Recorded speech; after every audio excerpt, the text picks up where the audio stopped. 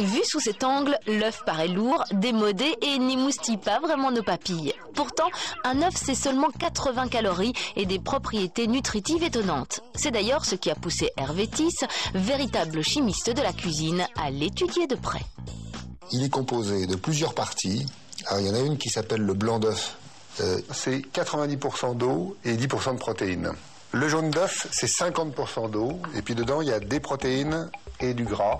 Et puis la coquille, c'est du carbonate, c'est-à-dire comme de la craie, disons. Après la composition, la dégustation. L'œuf dur, c'est souvent très mauvais parce que dans des sandwichs, vous voyez un blanc caoutchouteux, un jaune sableux. Vous voyez, en pique-nique, on tire la langue, c'est tellement c'est sec. Oublions donc un instant l'œuf banal et caoutchouteux et penchons-nous sur 3 manières originales de le préparer. Première recette, l'œuf dur mou. Cuit à basse température pendant 6 heures, son jaune durcit tout en restant mou.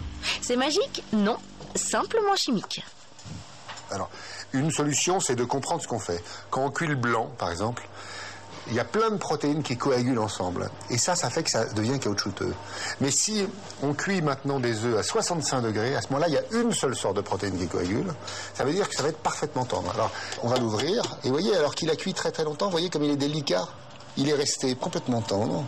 Et alors, vous allez voir que le jaune, à 65, donc plusieurs heures, le jaune est resté liquide. Mais à 67, il devient pommade, c'est-à-dire qu'on peut jouer à le modeler. Donc au lieu de faire des mouillettes de pain qu'on va tremper dans un œuf à la coque, on peut faire des mouillettes de jaune d'œuf modelé. On peut s'amuser à faire des tas de choses. Deuxième recette, l'œuf parfumé de l'intérieur. Pour cela, direction les fourneaux d'un autre chef, Bertrand Simon. Le principe est simple, percer la coquille sans la briser.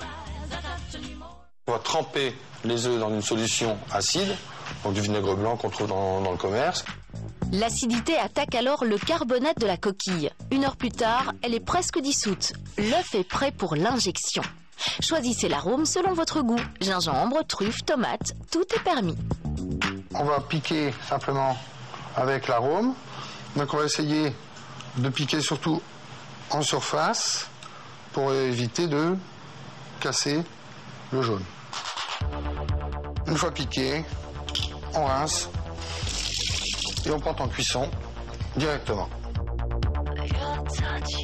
Alors ça donne quoi ces œufs à la truffe? C'est parsemé. Enfin, un peu de fantaisie. Voici l'œuf coloré. Prenez un œuf dur, cassez partiellement la coquille mais sans la retirer, puis trempez l'œuf dans un verre d'eau et rajoutez un colorant alimentaire. Ce qui va se passer, c'est que l'eau colorée va s'insinuer dans les fissures, dans le calcaire, et va imprimer la membrane de l'œuf. Effet garanti. Ah oui, une dernière astuce pour épater la galerie. Faites tremper un œuf une nuit dans du vinaigre blanc. Il sera alors capable de rebondir.